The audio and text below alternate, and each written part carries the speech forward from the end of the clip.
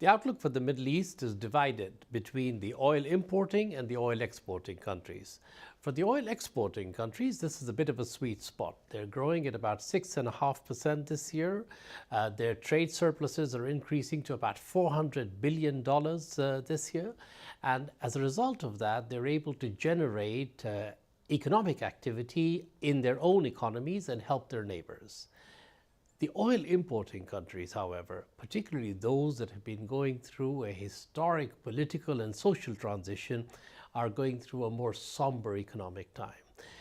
They're facing the twin shocks, first from the rest of the world, including Europe, where a slow growth environment is constraining their prospects for exporting, remittances, tourism, and the unfinished political transitions in their own societies have caused uncertainty in terms of economic activity and investment.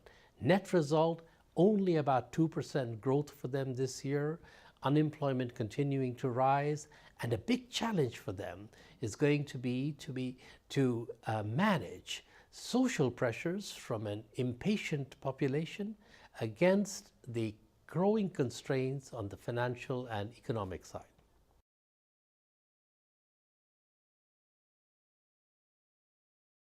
The immediate priority for the Arab countries in transition is how to balance the expectations of an impatient population that wants a transition dividend with the growing financial and economic constraints that come from having used up their external reserves, facing a difficult international environment. Ensuring macroeconomic stability over the next 18 months is a big challenge.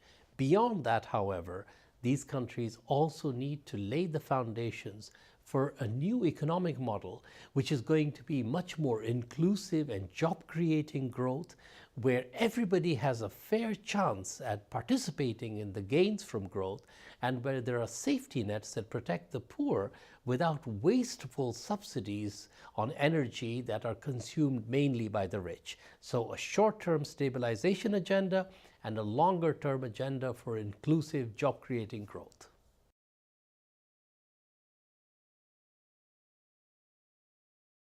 Our advice to the oil exporting countries, particularly those that now have large surpluses, is to take advantage of this sweet spot to do two things. One, to ensure that their increased spending is being done in a way that it could be easily reversed if the world economy slows down and results in a long period of low oil prices. And two, to use this period to help diversify the economy to create jobs, because jobs for young people is a concern throughout the Middle East, including in many of the oil exporting countries.